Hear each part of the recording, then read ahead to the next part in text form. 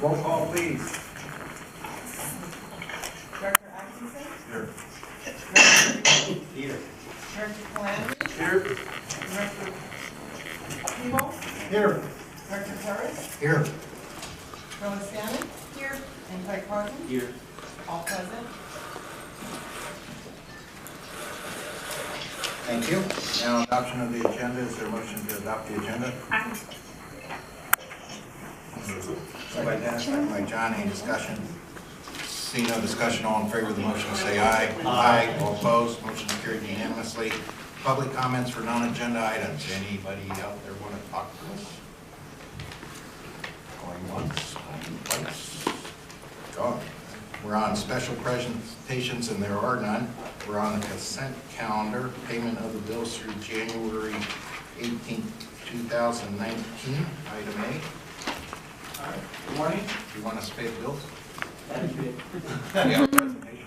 I got a brief verbal report. Okay. So included in your board packet on page 4 is a summary of the bills or invoices that we're recommending to pay. We got payment to Glow-Trans, 2 progress payments for services of November and December for Mr. Barton's office, and then same for Todd Groundwater services for November and December of 2018.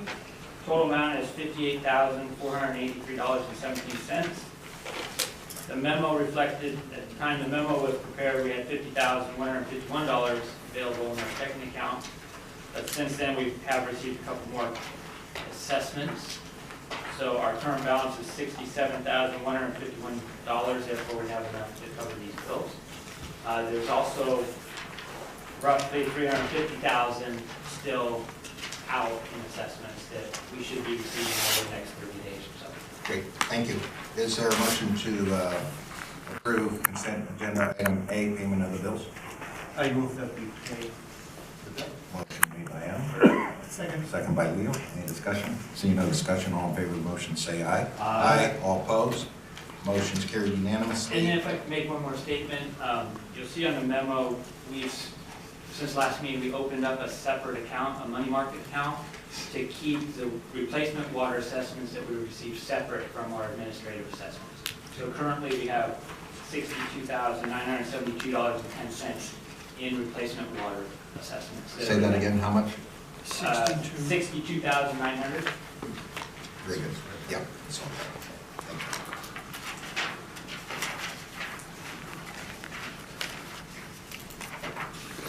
Okay, we're on treasurer's report, month ending December 31st, 2018.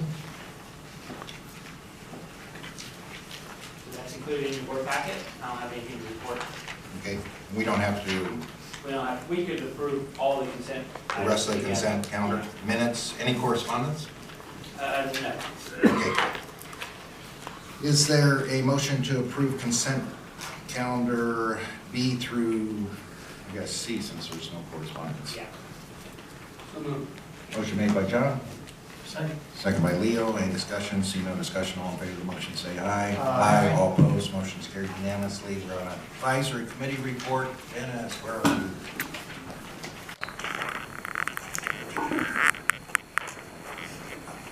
Good morning. Good morning. Dennis Lamro with the advisory committee. We did have a meeting last Tuesday, and there's a summary of that meeting in your board packet. Maybe the highlights of that. We did talk quite a bit about the memo on parcels straddling the boundary. I think the biggest question is whether that boundary can be duplicated on the ground. It's like a line on a map that could be shifted in many different directions, and it might affect some people who possibly have a, let's say, a 40-acre parcel, and it's 2 foot into one boundary. So I think that was the biggest question that we had. The other questions are in the memo, and I think probably addressed in the attorney's memo. All the other items had no significant comments as far as the meter non-compliance. The committee did want to see strong measures taken for those who are not in compliance. And I think the memo kind of sets that up. And there was one new thought brought up that will be discussed more at our next meeting with some of these legal issues still being worked through, of creating a legal advisory committee to work with the Watermaster attorney. That seemed to work pretty well when we went through the process of picking an attorney. Because the advisory committee is not a legal group. Right. And some of these things get routed through it. It may not be the best way to, or most efficient way to review legal documents. Specifically, when you say legal documents, are you? Well, legal issues, possibly even the rules and regs. Right. To get them to a point where there's broad agreement amongst the parties before the advisory committee kind of looks at it from a layman's point of view. Okay. That's all I have unless there's any other questions. Okay. Good report. Questions? Dennis, this problem of straddling the boundaries can't be unique to our adjudicated district. We've got several attorneys that are attorneys in other adjudicated districts, and maybe Craig can input, but is there any precedence from other districts that would give us some guidance there? Let me do this. That's on the agenda coming down on a little bit later. I think we're going to have a full discussion on that. So Okay, that might be a better time to do it. That be okay? that's fine. Great. All right, now I'll take you off the hot seat. Answer your question.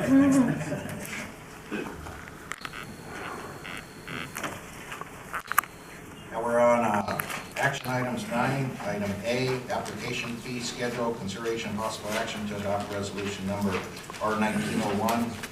Peter. Good morning again. Included in your board packet on page 31 is a fee schedule for various applications that the Watermaster processes. And this first page on page 31 shows a description of the various applications that we process. It lists what the current fee is and what the proposed fee is on the far right. And the proposed fee is made up of the estimate for admin staff to do their parts and Todd Groundwater as the Watermaster engineer to provide their services. So these would be a flat fee type fee structure, and we would only charge these flat fees. It wouldn't be based on hourly, the time associated with it, but this is our best estimate. Todd Groundwater would also begin invoicing separately from their 2019 scope and services. So we received 2 invoices, one to cover what's under the current scope, and then another invoice monthly to cover their time associated with processing these applications. So staff reviewed this with the advisory committee, and as you can see in their memo, they're supporting approval of this. And we have in the packet of resolution R19-01, which we're recommending approval of. How does that affect the administrative budget and staff, or does it? It will reduce what we proposed a little Okay. bit. We haven't gone through and calculated what that would be, but there will be I some mean, savings. because those duties were included in the budget, so. Correct. So it would reduce that scope. Okay, great. One question, Matt, if one of these became complicated and ran into more hours, there's no asterisk, there's nothing to cover that. It's just a flat fee. Yeah, that's what we're proposing on the applications that we've listed here. The only one that we're recommending as a time and material would be the storage agreements, because we realize those vary from each storage agreement, each project, and there's going to be significant time involved with those. So on those, we're recommending a deposit and then tracking time and material.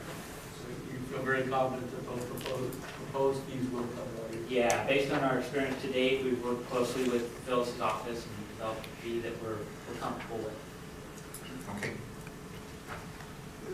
So is there any further discussion? See no further discussion. Is there a motion to approve resolution number R1901? So moved. Moved by John. Second by Dennis. And I did have some discussion from the AVAC board. consensus of our board was we're in favor of the fee schedule as it is. There was a lot of discussion about the new production application, and as far as the raising that 150 to 850, we were in agreement. But we have the issue about the civil engineers stamping the new production application. And Phyllis, this might be a question to you. And Todd Groundwater had agreed, and we appreciate that very much, to at least the first group of applications to do the stamping by the civil engineer.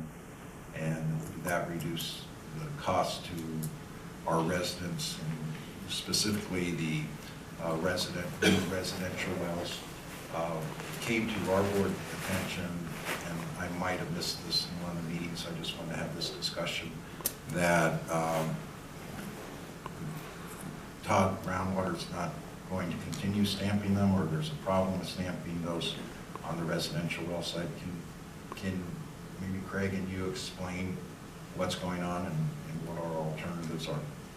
Well, so, again, there's no real problem that I can see. The new production applications that have been coming in follow the judgment, which is they have a local engineer that has reviewed their water conservation practices for their application and their circumstances and said no material injury. We still have to do it too, but the judgment says that the applicant does it. It felt to us that that really was a conflict. If we say there's, we're gonna give the homeowner a free stamp and then we're gonna approve it ourselves, so it didn't feel comfortable to us. The local costs are not exorbitant, number one. And number two, it occurs to me that we might want to, in the rules and regulations, change this requirement, if this is something that the board is seriously concerned about, for the applicant not to have to do it. But the applicant should do it according to the judgment, and so we're just trying to follow that. When did it change? I mean, I know the judgment hasn't changed, but when did our process change? Because it surprised me that it had changed. Yeah, well, I mean, as you said, it was just something that we had agreed to do on the first batch, and we did it on the first batch, and then we sort of just stopped doing it on the second batch. We met with administrative staff, and we're having budget reductions, and it was just a continual process of, are we gonna continue to stamp when we're not, when our budgets are being reduced for it. So I think that it's working okay now, as far as I can tell. That's just my discussions with administrative staff. And if we want to change it in the rules and regulations, then I think that's a good place to do it. Okay. But Phyllis, so you're saying now an applicant's hired an engineer, the engineer does the material injury? Yeah, I mean, I don't know what they do, to be perfectly honest with you. They end up reviewing the conservation practices and reviewing the application and then stamping a little statement that says that they've looked at that, like there's no material injury. I see. And those are typically civil engineers or groundwater hydrologists? No, they're civil engineers. It's required in the judgment. Now, and then the judgment requires that the Watermaster engineer does this? No, Does no, not. the applicant does it. Okay. So, and then you do the work, you make sure that that's what the civil engineer stamps is accurate. So you're proposing, why don't we just tell people, don't do it, and we do it ourselves, and then we charge them, or we do it for free? Well, it depends on what you call for free. I mean, we still have to look at the application ourselves, but if we're looking at an application that is required to have a material injury analysis and it doesn't have one, then at this point, it's not in compliance with the judgment. Was it any problem? It seems like it's just a rule that was put in, and I understand the purpose of it, but you have to look at each application to see if there's going to be material harm. Right. But we don't stamp it, and so I do that, and I'm not. an Right, but engineer. Kate was stamping them for some time, Because she was reviewing them. because she was reviewing. But now we're not doing that. And the cost of that to us, or as an engineer, was really no greater because you had to review it for that same thing. It depends on how the material injury analysis is done. In the case of everything that we've had to date, that's the case, because Yeah. everything to date has been pretty straightforward. Right. And if you looked at it, Kate looked at it and said, oh, this looks like there's going to be material harm, you're going to send it back anyway for further work, I would imagine, or you're just not going to approve it, so the applicant would have to do some more work at that point, right? Well, the application has to come to us to be complete, Right. and so administrative staff checks that. So,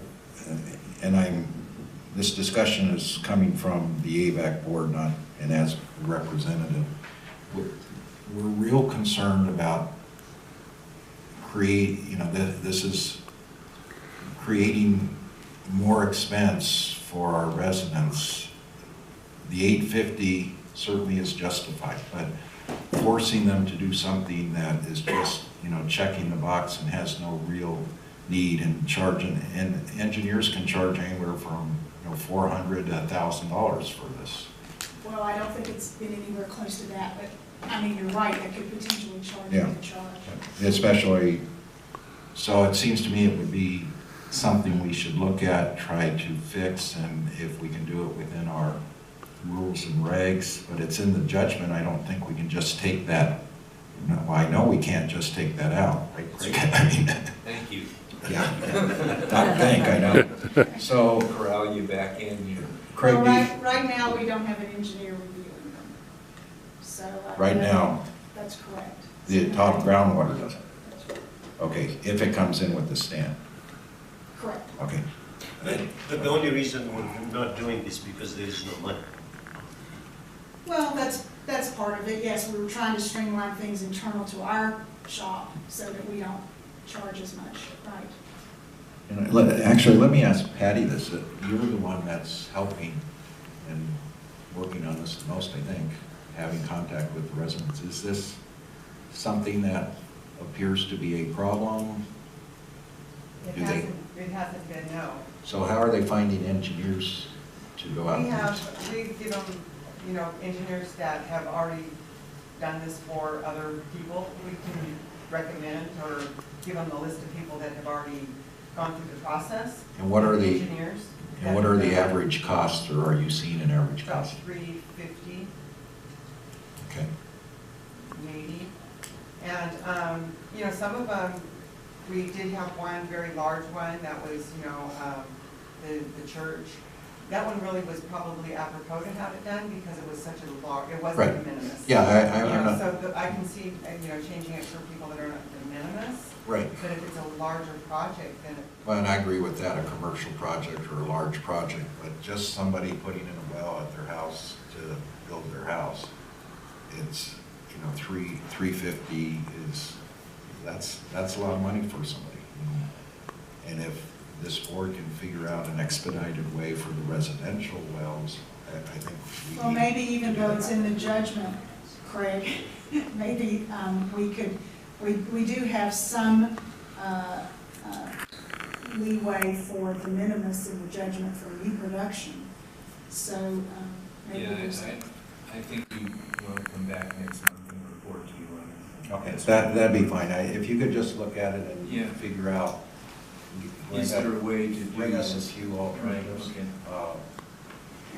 If the consensus of the board agrees, maybe I had a comment before, but, I too would like to see those fees lower for the local residents. But I think the issue is the conflict of interest that Phyllis has mentioned. And, that might be a very cheap price to pay to get the stamp if it ever came to be an issue of conflict. So I think we really need to look at that, whether, in fact, it is a conflict of interest that could come back to bite us. Anyway, I think consensus, Craig, if you could take a look at it, figure out if there's a expedited, less expensive way we can handle that, and how we can get back to it. Alternatives might be the keys. I'm glad that Phyllis is not stamping them and then approving them. But I think that we should have an engineer look at it, because if we're gonna be drilling a lot of new holes, somebody should be looking at the procedure, and when they sign their stamp, they're saying that this is right, and they have risk if they don't do their job right. But I get the impression from Phyllis that she doesn't have that confidence. Am I wrong? In somebody's Well, it stamping? just depends on what it is. I mean, you know, as Patty points out, these applications vary significantly. If it's a single-family household with one domestic well and then they That's apply a not- replacement water assessment, I think the chances of having that be a material injury are pretty small. Right, right. And all I'm trying to do at this point is just try to follow the words of the judgment. I don't like it any better than anybody else does, to be perfectly honest with you, but I just, I feel like that's what the judgment requires, and that's what I'm trying to do. No, I understand that. And I want to make sure that the backflow preventer is there, the safety pop-off thing, and all the pieces that keep the basin water pure are in all these wells. And I can tell you, when people start drilling wells, they think it's going to be 5,000 or 8,000, whatever the number's going to be, and it's always way more. And they start trying to cut corners. And those are the first things, those valves are expensive. And, you know, I want somebody's signature on that deal, that it was properly designed and all that kind of stuff. You know, I will say this, right now, we don't get the well designs. These are people who are getting ready to build a house, and they want us to give them an okay for new production. To drill the well. So that they can go to the county. Because right now, you know, the process that we have now is in agreement with the county. But the county will give them a well permit until we get an approval from the Watermaster board. Now- So I don't see the design of the well. But does the county? Is the county reviewing those Yeah. procedures? Yeah, yes. They review the design as well. Exactly. Okay. And they do look for the types of things that you're talking about. Right. But one more clarification, Al. Did I hear you saying that you would be selective in what application to review and what to not review as far as the materials engineering analysis? No, I didn't mean to imply that at all. So as the Watermaster engineer, Todd Groundwater will review every single application for new production for material injury. That's Regardless. That's right. We're only talking about the requirement in the judgment for the applicant to provide an engineer's stamp. Okay, so again, maybe I'm confused here. What's the point then of a homeowner paying a CE to stamp an application and you're doing the same exact work to verify that I that think work that is? was Rob's question, and the Yeah, only there- answer that there I is have is none. it's in the well, it's in the judgment. It was put in the judgment, and Yeah. so I remember that the non-pumper class attorney was arguing against having some of these provisions in, and that was one that came to mind when we were trying to negotiate this. And for whatever reason, the attorneys involved in it want to take it out. And I can imagine why for commercial projects and things like that. But we need to expedite this in some way for our residents that are doing this, because as we're getting experience in this, we're realizing the process calls for Phyllis to look at the material harm. If there's going to be material harm, she's not going to send it for us to approve it. Right. So it's just one of these check the box and spend $350 because government tells you to. And I want to look at some way that we can avoid that if we legally can. And that's what we're trying to do. Yeah, and so that's what Got Craig's it. going to look at. So that's kind of the gist of it. All right. Okay. Also, Rob, I think, if I'm not mistaken, Phyllis, it's also on In the new production application, there's also a conservation portion that they have to fill out, and that is what the engineer's reviewing, is the conservation portion of it also. And if it's a resident, again, Yeah. I'll quote one of my board members, with 12 trees and grass, why are we paying $350, $400? Right. And somebody's gonna go to some engineer that goes, I've never done this before, it's gonna be $1,000. And if it's something that is, there's really no reason for it, let's figure out how to help the public and not do it. Or do it in a way that is. Because the Exactly. conservation plan's not gonna let you have 12 trees and grass. Get you a cactus. Okay, any further discussion? No, that's, Is there a motion to approve a resolution? We have a motion yet on that? Okay. We do have a motion, second, and we had discussion. Okay, any further discussion? I want to ask, Matt, and I'm sure you have an answer, because it just for me, what is the difference between new point of extraction application and new production application?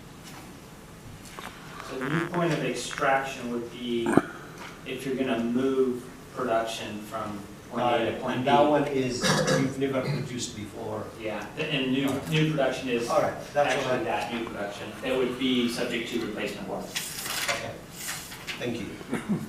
And Okay. I'd just like to point out on the fee structure, so we'll be changing, if everything's approved, we'll be changing all of the applications to reflect these new fees, including the ones that we have in-house now. And we're not doing anything at all. I just want to make it clear that the Watermaster engineer is not doing anything at all on the ones that there's an NA beside. So just so you know that. So in the future, administrative staff will be telling you about all of those, and I won't tell you about them. Thank you, Phyllis. Okay, any further? I know the title says fee schedule for the year 2019. Is there any applications in process that are caught in this 26 days or whatever? Maybe for the ones that you're working on now, Patty, they just use the same, because they probably I know. don't give you the application fees. In other words, people would think they're going to pay the old fee and come up with $850. Yeah, I don't know, do we have any new You applications? can always change it to approved and a date. I think right now that we mostly have small pumper qualifying. I don't know that we have, we might have one or two new production applications that we'll have to look at. But I think they should fall over, or they won't be under these new. Yeah, if they were submitted prior to today, Yeah. they would be Accepted subject to their the fees. Right, current. when the new forms come out that have the price, that's the new price. Yeah. Correct, that's fair. As of today. Okay, any further discussion? Seeing no further discussion, all in favor of the motion to approve resolution number R1901, say aye. Aye. All opposed, motion is carried unanimously. We're now on action item B, consideration of possible action on Watermaster jurisdiction over parcel straddling basin boundaries. Greg? Yeah, a couple of things on this. This memo has been circulated at least a couple of times before, but I don't think it got on people's radar until this time.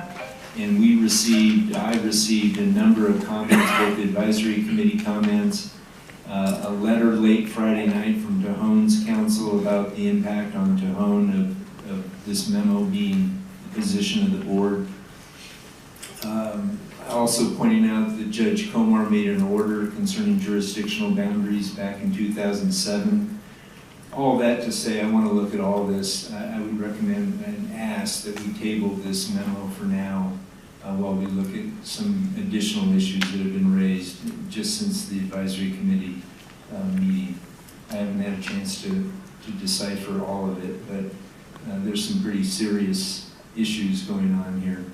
And realize the context of this was a small pumper qualification. It was a little issue that we generated the memo on, didn't realize that there was a very big number of issues underneath it. Yeah. And Greg, I appreciate that. AVAC board had a good discussion over this issue too. The board, my board had asked that we ask you to look closely at this. We we actually looked at some of the lines, and there literally is some, many parcels that might have 50 feet in and 20 acres out, and the well might be at the corner of the other 20 acres. So if we can look at this closer and come back and run it through the advisory committee, this is a big decision. So I agree. I think we need all the input we can get. Thanks. Everybody, consensus good? Is it a legitimate question? Is there any precedence from other adjudicated Well, districts? it's a legitimate question. I just have to look and see if this question has been resolved by Judge Comar in his order in 2007, where he addresses specifically the jurisdictional boundary being the DWR Bulletin 118 boundary. And so the argument is, it is been addressed by this court. I want to look at that very carefully. Great, thank you. And I want to thank you for the reminder to put our cell phones on vibrate. I just took mine out and did, so if everybody would look at their cell phones and do the same thing, thank you very much.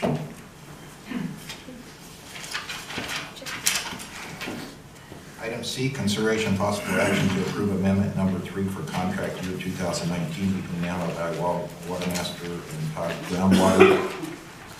Yes, I'll take this one. Aren't you going to let Peter do anything today? I was a short ago. Okay. Get away from me. So as you recall at the last meeting, we approved a proposal submitted by the admin team made up of Palmdale Water District, AVAC, and Port Sill Water District.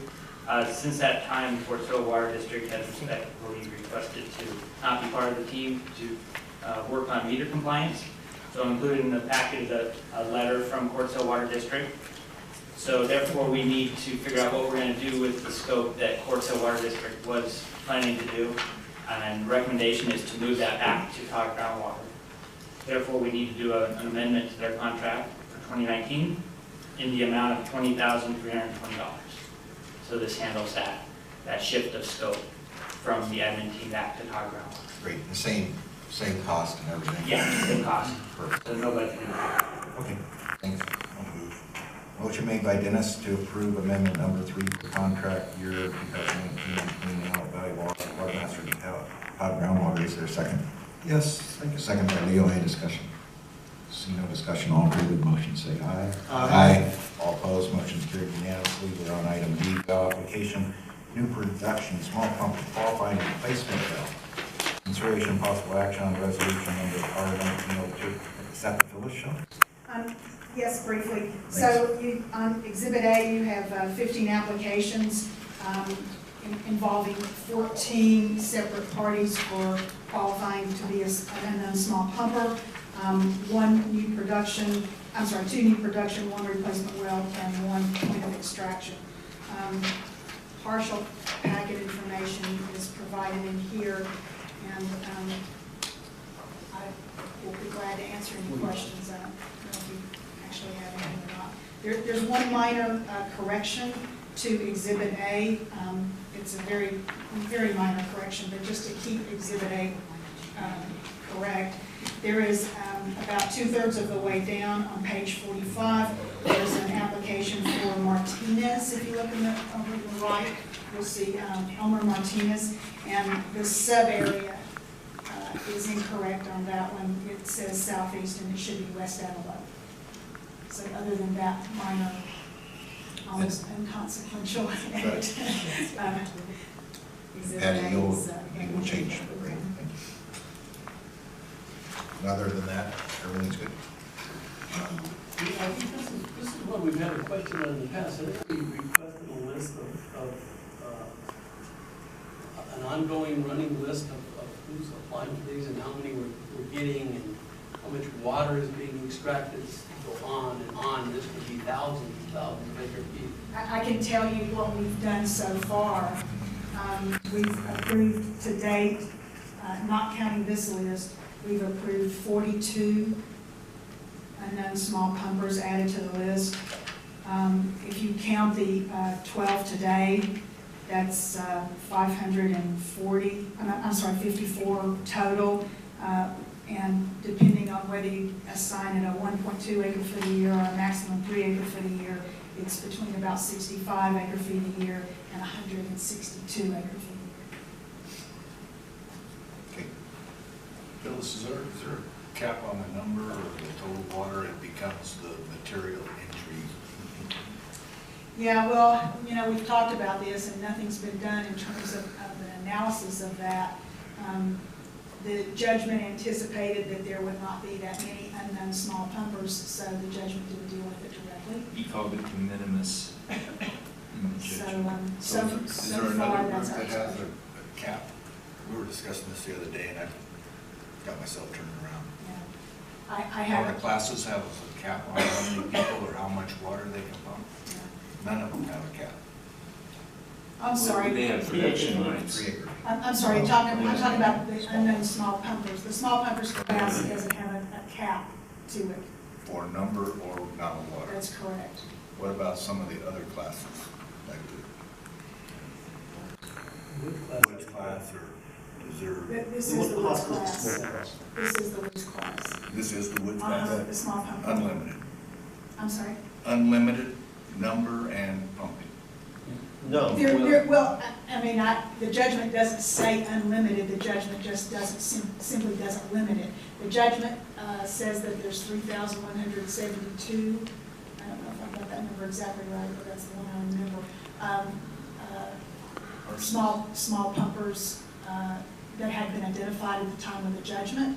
And the judge, in the judgment, wrote that with all of the effort that had been done in trying to identify potential small pumpers, that he felt confident that there was only a small number remaining unknown small pumpers. And the judgment defines them as unknown small pumpers. So that's something.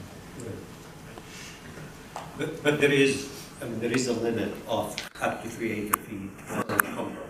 Yes, correct. Oh, yeah, sorry. no. It's on the I think you bottom were end. talking about the ultimate. But if it became 5,000 people or 6,000 people, that becomes, I don't think it's de minimis anymore, and I think at that point, the Watermaster engineer will be saying that there is an impact on the basin. We'd be going back to Judge Comar. Now, are these Clear small, now. are these small pumpers coming on their own? Well, you know what's happening now, most of these, in fact, all but one on the list that you have today is in the Juniper Hills, Pear Blossom, Little Rock Creek area. And there's been some publicity among the homeowners in that area that if you have a well that is supporting your household and you are not on the small pumper list, then perhaps you want to be on the small pumper list in order to preserve your water right. And so a lot of people are doing that. I see. So these 12 that are in front of us today, over what period of time did they come? A month, 2 months, 2 months? I'm sorry, are you asking when we received their applications? Correct, like over what? Over the last 2 months. Over I the think last- everything was, doesn't that sound about Yes. right? Yeah. So we have 42 and 12, which is a total of 65 over the last year? Yes. You would Yes, say since we started. since the rules went into place in 2017, yes. So 2017 and 2018. So 2 years. Over 2 years, we have, if you approve the ones today, we have 54. 54 or 65? Well, so there's a couple, so number one, 54, because there were 42 and 12 are added today, so 54. Oh, that's right, that's right. But it also, the reason that I smiled when you asked me about the math is it depends on how you count it, because we're having good legal analysis ongoing right now as to exactly what we do when we get some of these confusing applications in, whereby, and Richard Wood has been very helpful to me, so thank you so much. We're still confused, and it doesn't have anything to do with Richard Wood. It has to do with, some of us just trying to wrap our heads around this. But there are a number of complicating iterations. You can't imagine how many numbers of complicating iterations you might get. Let's say, for example, that there are 3 parcels that a person owns, and they have a house on one parcel, but they've got their well on another parcel, fine, because it's right there. It just happens to be across a parcel line, and they use that well to water the horse corral on the third parcel. So is that 3 acre-feet when the judgment says per household per parcel? So these are just examples of the kinds of things we're struggling with internally, and thank goodness we have good legal counsel to help us get this figured out. So Craig is working on that now, and if you want to say anything Yeah, about that. I was going to update you on this, but this has been raised by the Long Valley discussion, which we had in the last couple of sessions together. They have multiple parcels, 5 parcels, 2 wells on 1 parcel. Question is, are they small pumpers for 15 acre-feet total, or 3? And it seems like an easy answer, but the judgment is not exactly crystal clear. These are parcels that don't have wells on them, don't have a household on them. Technically, under the judgment, they're not small pumper qualifying. So my recommendation is that for the next session, I produce a memo for the advisory committee on all these issues and about 8 or 10 scenarios about how we should respond to small pumpers in the following categories. 1 parcel, 1 well, easy. 1 parcel, 2 parcels, 1 well, 3 parcels, that kind of thing. And have a presentation to you next month, and so you're comfortable about the rules that we're applying to some of these small pumper qualification applications. Do you believe that the judgment has enough, I wouldn't say clarity, but enough language in there for you to make that decision? I think the first question we need to ask is, what is the policy we want to adopt? Because the judgment reverses itself. It uses the terms household and parcel interchangeably and in ways that don't clarify exactly what is going on here. And I think we need to understand, do we want to simply, if it's a small pumper qualifier, they get 3 acre-feet per parcel, period? That's an easy administrative way to do it.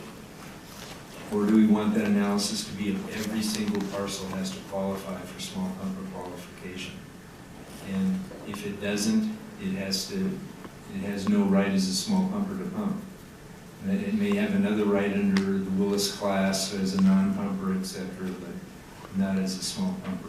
These are some of the issues that came up on Long Valley, and talking to Phyllis and Patty, I mean, it's just, there's iterations of these things that you think 8 or 10 examples will do it, and then another New absolutely new nuance comes about. So do you see the need for us to go back to the judge to clarify? not at this point. I'd like to have a discussion about the issue next month. Okay. Go from there. All right. I think it would be better if we set a policy, and Yeah. if anybody could test the policy on their dime, then they could go to the judge. We don't have a lot of dimes left. Yeah. Oh, Phyllis, by the way, I will ask that same question every meeting. How many, what number it is. Thank So- you, so I'm gonna ju- pass that to them, because we just approved it to Okay, have so just, no- that way you can have it for me. A little spreadsheet would be nice. All right. You got it. You keep the calendar. Yeah. To see when we've lost the Month, the minimum. Because, when you read your book, you see that many pages, but it's only 12 wells. It seems like, oh my God, how many we got this month? You start coming through it, it's quite a few pages for one event. And I think you're gonna continue to see areas of the valley, when the neighbors start talking about, you better get your stuff in, that will move to different areas. I know it's water under the bridge, but did we miss something in notifying the process originally to let people know? I personally went through this, and I can tell you that I never once received anything saying this is happening. If I had not been part of the water world anyway, I would not have known. based on any information that came out, so, And you're a small company. yes. Well, one of the attorneys that were involved. There was something missing in the process. I can just tell you, Leo, that Judge Comer thinks that the notice that was given to the small class pumpers, we essentially litigated this with Long Valley, and he found that it was adequate under the law. Okay. Need a motion to approve resolution number R-1902. So moved. By Leo. Second? I think Adam beat you. Second by Adam. Any discussion? Seeing no further discussion, all in favor of the motion, say aye. Aye. All opposed, motion's carried unanimously. We're on administrator's report, status on rules of order. All right, I'm going to go in reverse. I'll talk about C first. Okay. End of the day. Just in the board packet, there's an engagement letter from Burton Cox from our 2018 audit. I just want to inform the board that it's within our budget. We budgeted $4,000 and they're proposing to do the 2018 for $4,000. Our recommendation is to stay with the same firm that did it last year. So that's just informational report. Also, status on storage agreements. You know, we've previously discussed the storage agreements. We need to finalize that discussion. So this is just a reminder for everybody to get their comments to, Craig and admin staff and Phyllis, so that we can bring this back for a continued discussion. It kind of stalled out a little bit, but we need to bring this back to the next meeting. And then lastly, status on rules of order. There's been some recent development with trying to put together a draft rules and regulations document, now that we've got some meat with all the work that Phyllis has been doing on the technical sections. So she has a draft that she's been working on for the rules and regulations document. We also received a draft from the public water supplier group. So our recommendation is to turn both those drafts over to Craig and Phyllis and have them work on a final draft that they're comfortable with, and then possibly form a legal committee, one legal representation from each of the board members, and have that group work with Craig and Phyllis closely on a draft that could then be distributed to the advisory committee. So that is our recommendation, to kind of get the ball rolling on the final rules and regulations documents. And maybe Craig or Phyllis have anything to add to that? Is this legal committee similar to what Dennis was saying? Yes, very similar. And that might expedite this process some. Otherwise, I'm going to work through the rules, ultimately, the document, and come up with a draft and get it to the advisory committee. But this may be a way to get some focused on it from some legal representatives of everybody up there on the dais. Yeah, I think that's a great idea. It's the same process we used, I think you were chosen to, and it worked out really well. And it was, yeah, it expedited the process, and so, good.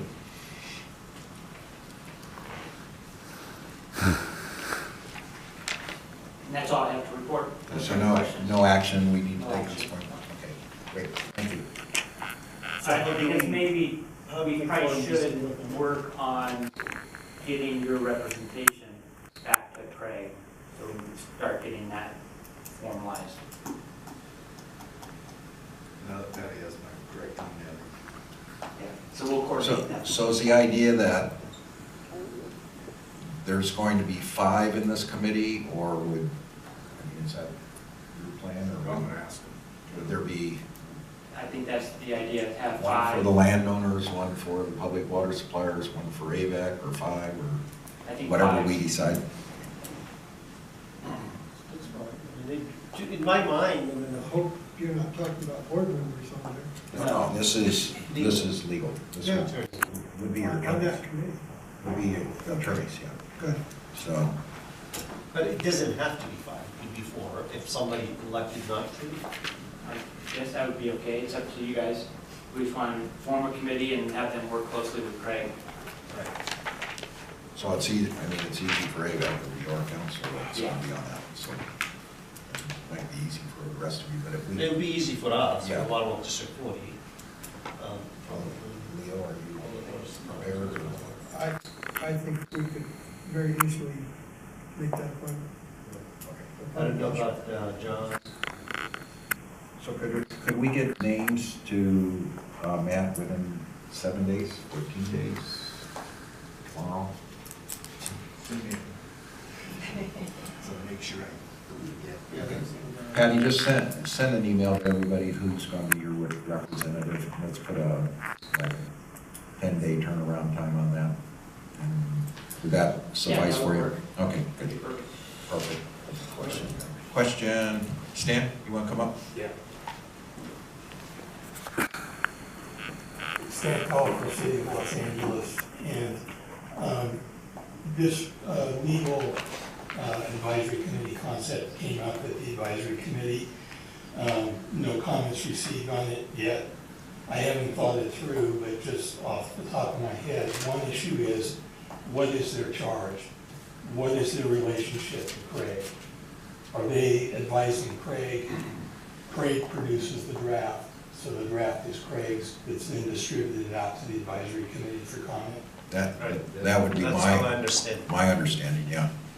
Okay. The early on, if you remember, when a draft was first submitted, there was concern expressed by me and others that we didn't want a draft where we don't have our own attorney direct involvement in it. So now we're at a point, Craig's been on for a long time, we want to get these rules and regs out. This seems to be a pretty expedited process for Craig to work on the draft, get it out to representatives from all of us, look at the edits, and then get it to the advisory committee for comments, get it back, and then we're ready, hopefully, to approve it. Okay. That's how I see the process. One additional comment, which is maybe stretching a little far afield, but I do think at the advisory committee, it has been an issue recently that we get similar size agenda packages up to 100 pages. We often will get that the day before the meeting. And for things like this, I'm pretty sure I'm not going to be on the legal advisory committee. I think I'm fine with that. But I'm going to need more than a couple of days to look at something like this. And so if we go through that process, I personally don't think for those kinds of issues, it's turned over to the advisory committee in a day or two. Yeah, We need a for couple of weeks. rules and regs, I think we'll at least 30 days to review. Yeah, I would imagine.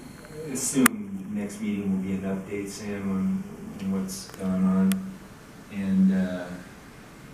And then from there, I plan on working through a draft with this input from this committee.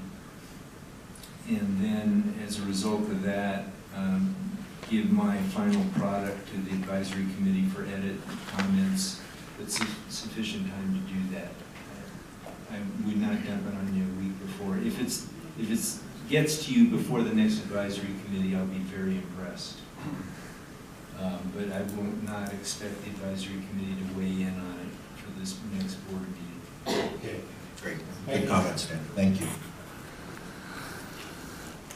Phyllis, engineers report. Yeah, pretty much everybody took my thunder, so I don't have a lot to say here. So the meter compliance, I'm gonna punt to Craig because he's gonna update you on what he's doing there for enforcement. Rules and regulations, I think we've just talked about that. I don't have a lot to add. I do have a draft. I've always had a draft. I'm required by the judgment to do this, and so I don't want people to think I don't have a draft. The final thing I'll say today is that the water accounting tables are on the website. This may or may not be helpful for those of you who are reporting your 2018 annual production. We improved the number of compliance production reports that we got last year. We'd like to keep improving that number, so any of you that can urge others and also be compliant with the rules and regulations to submit your 2018 annual production as soon as you possibly can. We are thinking of ways about how to come after you if you don't. So this is really an important piece. I see this as one of the Watermaster engineer's most important pieces to keep up with production monitoring in the basin. And so we really need compliance. And the accounting tables that are posted on the website provide everyone with water in your various water accounts that are available to you in 2018 in the event that that's helpful to you to put everything together. Go out, staff, can you tell me? They went out with the fixed assessment earlier this month. Yeah. And I believe they're due by March 1st. So if they're out, the answer is March 1st. And the annual report is due July 1st? Did we move that? What are you talking about, the annual report? Right. So it's due to the court August 1st. August 1st. Yeah, you look at a draft at your June meeting and then you have the final in July. Those two have a spreadsheet on these meter compliance. We do. Can we see that next month? Yes, we're working with staff on turning some of that over to them, so. And have any of the non-compliant, original non-compliant people become compliant? In this last month, since I reported last month, I think we did have 2 meter documentations come in. So, We're doing a worksheet for you guys to show not just who's on the exhibit, but how many wells they have, and of those wells, which ones have compliant. So it'll be it'll be thorough for you. We'll have it for you next week.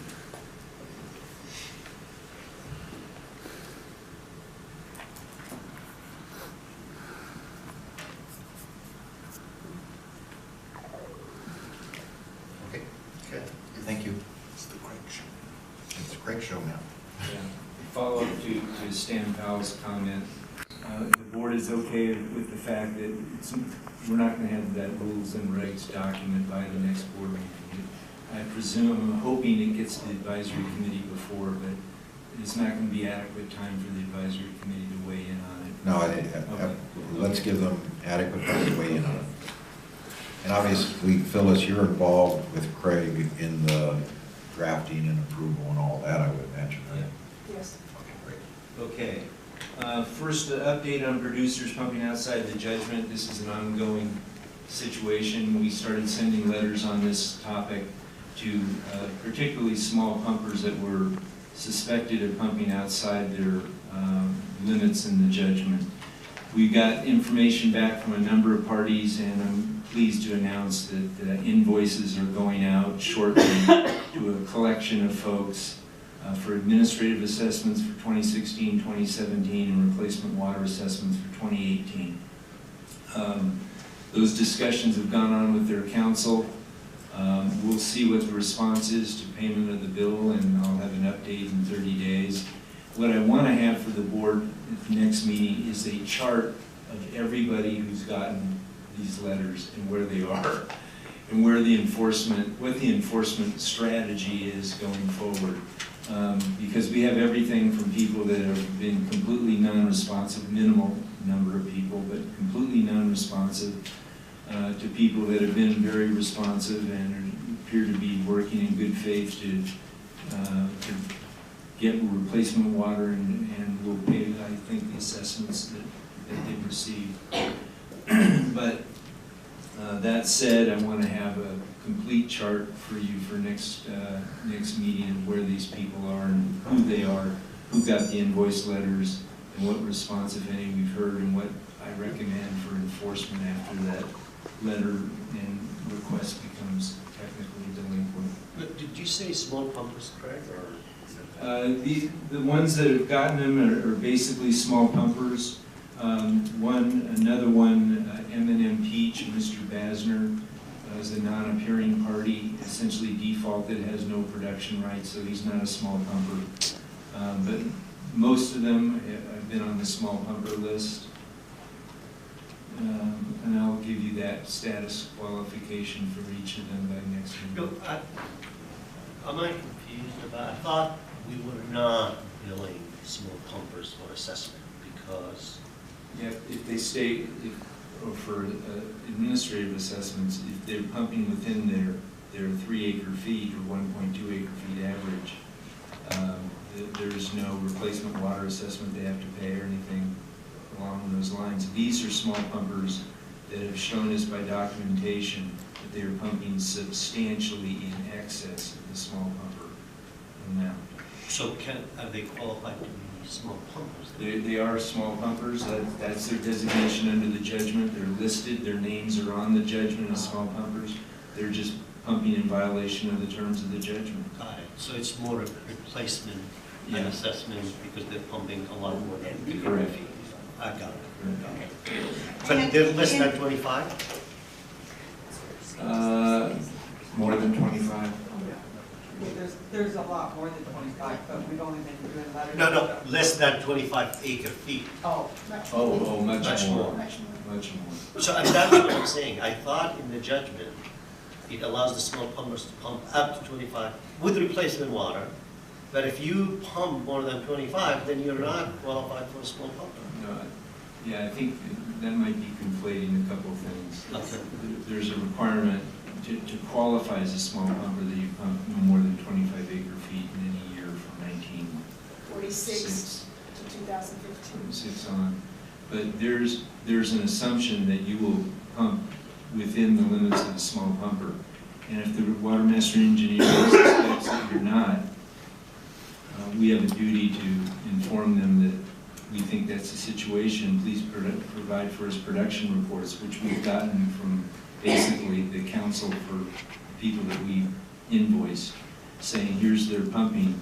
And in some cases, it's extraordinarily more than what they're limited to under the judgment. So now here's the invoice, pay, the past assessments that are in excess of 3 acre feet, paid the replacement water assessment for 2018, and you'll be getting assessed for replacement water assessments going forward at following rate.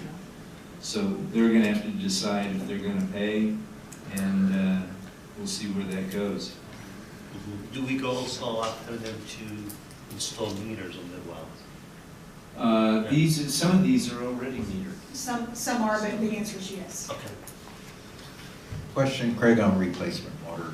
And I guess this would apply to everyone, can these people, rather than pay the assessment, can they buy or lease production, people from production for water? There's a lot of options that people are investigating now, transferred water, a lot of creative options that people are trying to engage in. And that's something we would accept? It's something we consider if it's in compliance with the terms of the judgment. Yeah, it'd be a transfer, so we'd have to approve the transfer, and that's how it would come to us, right? Yes. But it is a solution for people who, Right. rather than pay the replacement, and then that water would be, if they got replacement water, and that water, where would that water go? I mean, wouldn't that be carryover or bank water for the Watermaster, or as a replacement, or that? It would be in the Watermaster's replacement water. Wouldn't we have a bank, or? Whoa. So either the pumping violators, so these are small pumpers, they're limited to 3 acre feet, they're pumping substantially more. Right. So for the amount of pumping that they are over their 3 acre foot limit, they are required to pay a replacement water assessment unless there is an approved transfer that allows them to have a higher production rate. Right.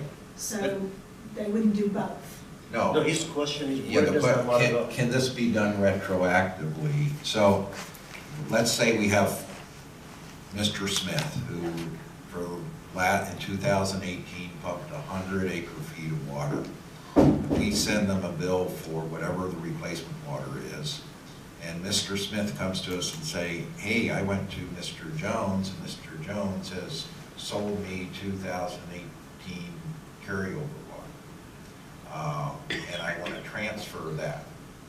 Is that a transaction that you anticipate and something we would approve? It's definitely something that we could anticipate because Long Valley actually asked about it. raised that exact scenario. And my answer to them was, we have not anticipated allowing transfers in arrears. It doesn't mean that we won't, it's Okay. just that it's not in the rules and regulations right now. So again, you know, my list is becoming very long of what the draft rules and regulations need Right. to But address. we're going to come up to agenda items pretty soon.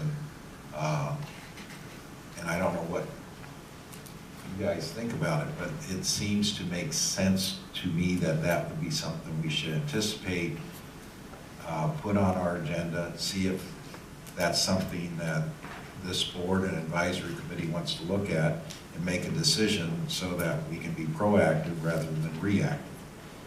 That's a good idea. Thank you. And then also, I think, I agree with what Rob is saying. I mean, to me, it doesn't matter really where the waters come from, as long as the basin is made whole. I think I'm not concerned, but we need some clarity on how we're going to keep track of the accounting of this water. Because this water needs to be in the basin, because somebody's already pumped it. So it's just a matter for the Watermaster board and staff, they need to keep track of the amount of water that was overpumped and replaced, meaning made the basin whole, in some sort of a spreadsheet or something. That's why you have a Watermaster engineer. In the annual report, That's our right? job. That's your our job. No, I just want to make sure that that's Absolutely, what that's we're our doing. job. Yeah, as an That's why example, we're worried about the process of in arrears, okay, when is the deadline, when do we have a cutoff? We're doing annual reports, do we begin to show negatives in Right, some of these right. accounts? yeah, good, Yeah, so- good, good. So now with the money, now taking that a little bit more further, those that pay us money, let's say they pay whatever the assessment is today, let's say it's $300 an acre foot, that money is paid to the Watermaster.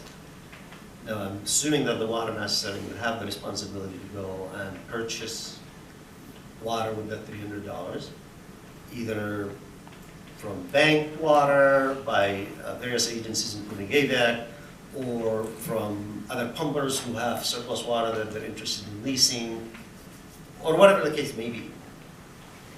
Right? Right. Now, that needs to be done at a regular interval, at the end of the production year, if you would. In other words, before we submit the annual report. We can't drag it on for like 6, 7, 8 years and then find ourselves that we cannot really find 10,000 acres to replace a deficit. One of the things we're going to be doing right away is to set replacement water assessment costs. We need to do that right away, Right. so that we can tell people when they apply for new production what we're going to charge them. So for the new production, FYI, for the single-family households, it is just easier for them and us to require them to pay a replacement water assessment. Excuse me. We're really only talking about some of these options for transfers and moving water for others that have a larger account, so to speak. What's an option for somebody that has 1,000 acre-feet of water that they pumped, and instead of getting, they're going to get a bill from us, and that's a transaction where they hopefully could easily come back and say, okay, Mr. Jones has transferred to me 1,000 acre-feet of water, we approve the transfer, and now they're even, the bank's even. Right. That would be the easiest thing to do. Yeah. And when we get the money, that becomes a little bit challenging. Right. I was only pointing out that for the new production for the single-family households. Right, they're going to pay a replacement. That's right, and Price. because they're going to pay Yeah. that replacement water assessment, we need to be able to tell them how much that's going to cost. Well, and with our fee schedule, it wouldn't be feasible for them to go do a transfer anyway, really, for 2 or 3 or 4 acre feet. Correct, that's absolutely right, correct. Don't we have a replacement water fee right now? We do for 2018, we've not set one for 2019, and then there's some things in 2018 we need to get straight, such as outside. Yeah, the of current AVEC fee for area. 2018 is $415 per acre, Which is AVEC raw water. basically, yeah. And then at the next agenda, we hope to bring back a resolution to set the 2019 rate. Okay. And we need rates for outside of AVEC, inside of AVEC, and also inside Palmdale Water District, and also inside Little Rock. We're working on that through Alabama Through State the Water Contractors, association, yeah. So just so everybody knows, we've actually hired a consultant Yeah, we have a draft report that we're going to review. at our Thursday night meeting. No, it's not on Thursday, it'll be on next month's meeting. Okay, great. We'll keep you advised, everybody. We want more people to be at the Alabama State Water Contractors meeting. You do.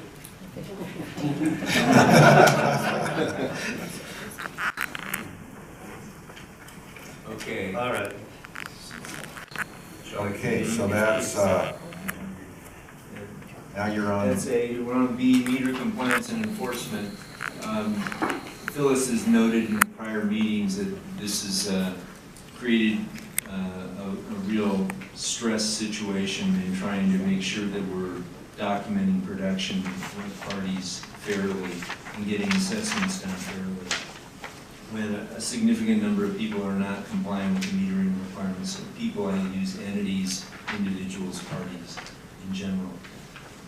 And so the memo that's at page 128 of the packet suggests that letters go out, understanding there are different groups of people, those that have simply not complied, not cooperated, those who are working on getting meter compliance, and those who have already installed a meter, but their meter installer hasn't gotten the documentation to the Watermaster. So we propose a letter will go out identifying what the situation is, what their classification is, that we need to move forward on this at a date certain, and that there'll be legal consequences if we don't get a response. And we suggest that in the memo. This was an effort to protect Phyllis's psychiatric health. So anyway, that's how we intend to go forward on the metering issue, and we'll respond and update you next month and how that goes. Well, Craig, at the end game, if we have a group that are not in compliance and we take legal action, couldn't we bundle them? Yes, yeah, and the memo mentions that. We will try to do that and bundle them all up as one collective motion, understanding that everybody has unique facts, but that would be the intention to do that. But we need to get this on. This is supposed to be compliance in March of 2018, and there still isn't compliance in a lot of cases. And would we be able to seek attorney fees and costs based upon the judgment?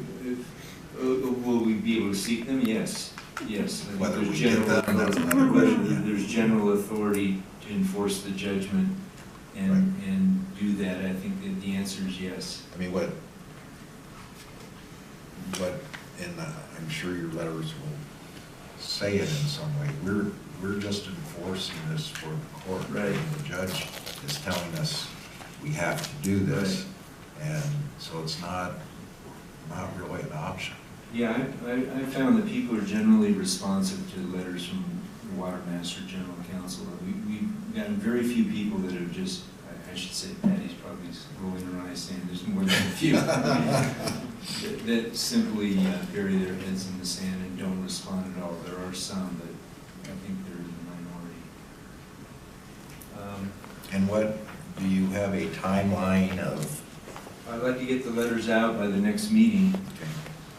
And give you an update on. We don't need to approve those letters, or do we, or what's your thought? Last time the letter went out to the people that were in violation of the judgment. I don't believe that we had board approval of it. If you prefer me to root Personally, I'd like this expedited and okay. Move it. Probably extended if they ask for any extension of time to file those briefs. But at least we have a schedule in place to get the feel and appeal resolved. The court also Court of Appeal for the 5th District in December 20th, after we had met in our December meeting, issued an opinion that affirmed Judge Comar's denial of the disqualification motion for District 40's counsel. And so that now has, I believe, about 10 more days. AVEC has to file a notice of petition for review with the Supreme Court. But I wanted to update you that that was a development that occurred on the appeal scene since our last meeting. A couple of conversations that are going on. I just wanted you to be aware there's nothing to do, just item of information. Rosamond Community Services District and Desert Breeze, the mobile home park. If you recall, their mobile home park has been directed, ordered, suggested highly by the state board because of water quality issues to let Rosamond take over that obligation. The question is, Rosamond wants to get a transfer of Desert Breeze's production rights, which appear to be not allowed under the judgment because of Desert Breeze's status. But I'm working with counsel. I want to make a recommendation to you by the next meeting that this is something that we need to make happen. This is simply Rosamond taking over an obligation, a water quality obligation that we have a duty as under the judgment to assist in protecting the basin's health. I think there's a number of reasons why we should approve that transfer when it comes up, but that's just an item of information. And finally, Joshua Memorial Park is in discussions with me and with Watermaster Engineer about their situation. They're not a party to the judgment, and they're a substantial bumper. And so there may be a motion to intervene. I'll update you more. I just wanted you to be aware that they're actively engaging us to negotiate with them on the issue of getting a right under the judgment by potentially intervening in the judgment. So, I already mentioned Long Valley. We had a long discussion with them, no pun intended, and the gist of it was for us internally that I want to do this memo on the small pumper that we talked about for the next meeting so that you can see the complications that are there and what our recommendations are. I know that's a lot of things that weren't on the list, but that's my report. Great, thank you, Craig. Any questions, discussion? On the ceiling deal, this thing's gonna go on for probably another couple of years. We can continue to pump, they don't have a right. Is there any escrowing of monies or bonding or anything to protect this? No, there wasn't a money judgment in the matter. I'd say it's probably a year and a half away from a decision. Are they continuing to pump? Yes, that I understand. So what kind of number are we looking at that's gonna be in dispute in a year and a half? Millions? $500,000? Yeah, I represented Judge Comar when we had the hearing on it because there was a question about how much replacement water do they owe. And then it was somewhere south of a cost of $500,000. So it's a substantial number. And so then you got all the 19 on top of that. Yeah. So there's no rules in the court system to have some pain while they keep appealing? Well, unless you have a money judgment that you can make a bond around, You can't get it. it's pretty difficult to do. We'll get their 2018 production report when everybody gives us their 2018 production report. And we'll know. I mean, my understanding, I was just looking around the room, I don't think they're here, but my understanding from the last discussions with Phelan is that they were going to cease production in well number 14 and move their production completely outside the basin. I don't know if that happened in 2018 or not. If they did that, wouldn't that bring them into the Mojave Watermaster? And so they would have to be reporting production to the Mojave Watermaster. Do you have any discussions? I can get it, but they're due at the same time, but ours Do at the are, same time, I so just we can need ask. hours. Yeah, to see what they give us and then what they give Mojave. I could check that if you like, I don't usually, but, I just think for this specific situation, we would like to know if now they're Sure. pumping in Mojave, because Mojave would have a replacement cost too, right? they have a little bit of a different scheme, but yes. Yeah, okay.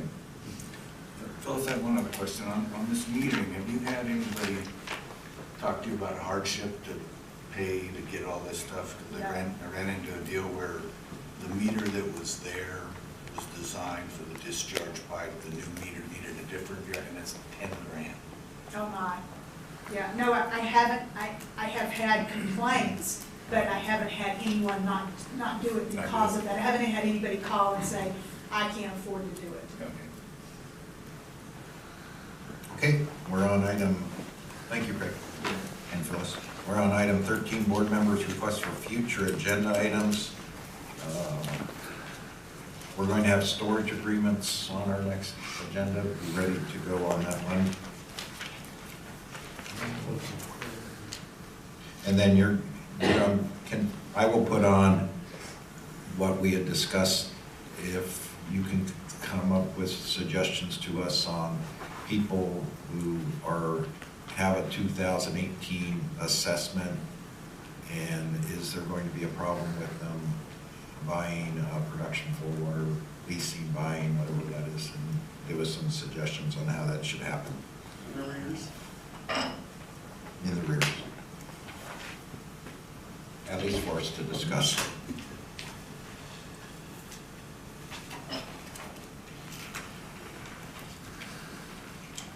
Our next meeting date is?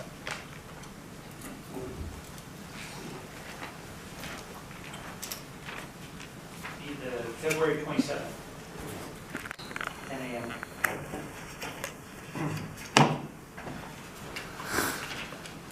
Not that it matters, but I will not be present for that meeting, so I will hope our vice chair is here, and Dwayne, you would be my alternate, just so you can put it on your calendars. I would like to, last meeting, we threw out the idea of the frequency of the Watermaster meeting. I'd like, just for discussion, not an action item at this time, but I'd like to get that ball rolling. And we need a lot of input from staff in terms of what the workload is and whether or not bi-monthly, quarterly, whatever kind of meetings. We discussed the cost of having these meetings, and we need to get that ball going, so just a discussion item. If that is going to be a discussion item, Dennis is here, I'd like the advisory committee to weigh in on that discussion, and suggestions from the advisory committee, if any. Thank you. Anything else? Any other agenda items? Phyllis, could you share your schedule that you shared with me, what your plan is over the next 6 months? Yeah, so I was actually getting ready to do that because it's exactly what we were talking about. So I'll be attending via conference call, and we can, this is completely up to everyone else. I can do anything anyone wants, but I was just trying to think about what would make sense. So clearly I would like to be here June and July because that's annual report time. We'll talk about the draft and we'll be getting that information. So I have 6 months out of 12 to be present. And so I thought as long as we are not quite into many of the things that we talked about today, that I would attend via conference call in February and March. And then we'll sort of begin to play that by ear. But I'll definitely be here June, July, and then we can see what makes sense with the timing of rules and regulations, for example, and other things. I'll be attending all of them. I just won't physically be here in person for budget reasons. If we meet every 6 weeks, we say 3 meetings a year. Well, again, there's a lot of options, but we need to start talking about it. Okay. No other agenda items? Meeting's adjourned. Thank you, everybody.